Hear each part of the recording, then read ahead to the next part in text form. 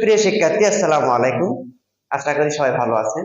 আজকে আলোচনা করব তৃতীয় শ্রেণীর গণিত অধ্যায় 5। অধ্যায় 5-এর বই 58 পৃষ্ঠা 3 নম্বর অঙ্ক। গত ক্লাসে আমরা 57 পৃষ্ঠা আলোচনা করেছি। আজকে আলোচনা করব 58 পৃষ্ঠা। দেখো, 3 নম্বর অঙ্কটিতে বলেছে 4টিতে 1 হালি হয়, 5 হালিতে কতগুলো হবে?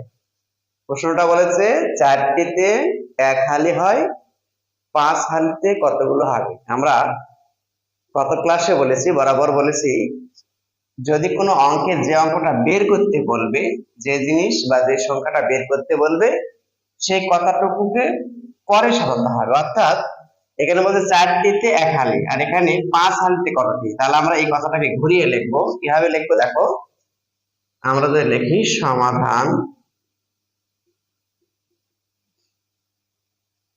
1 হালি, বা লিখবো 1 হালিতে হয় 4টি, যেহেতু কতগুলো বের করতে বলেছে, তাহলে আমরা লিখবো অতএব 5 হালিতে হয়,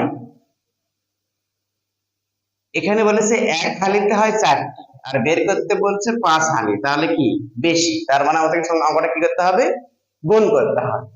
গুণের সময় এখানে যে সংখ্যাটা থাকবে সেই সংখ্যাটা আমরা প্রথমে লিখবো, আর এখন যে সংখ্যাটা দিয়ে গুণ করব সেই সংখ্যাটি আমরা লিখবো পরে। তাহলে আমাদের উত্তর কত হবে?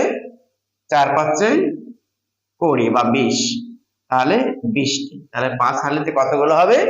20টি। তাহলে আমরা উত্তর লিখবো, উত্তর 20টি। সুপ্রিয় শিক্ষার্থী, আজকে আর নয়, আবার দেখা হবে পরবর্তী ভিডিওতে। এই পর্যন্ত সবাই ভালো থাকো, সুস্থ থাকো। আর ভিডিওগুলো যদি তোমাদের ভালো লাগে তাহলে অবশ্যই লাইক, কমেন্ট এবং শেয়ার দিয়ে সাথেই থাকবে। আল্লাহ হাফেজ।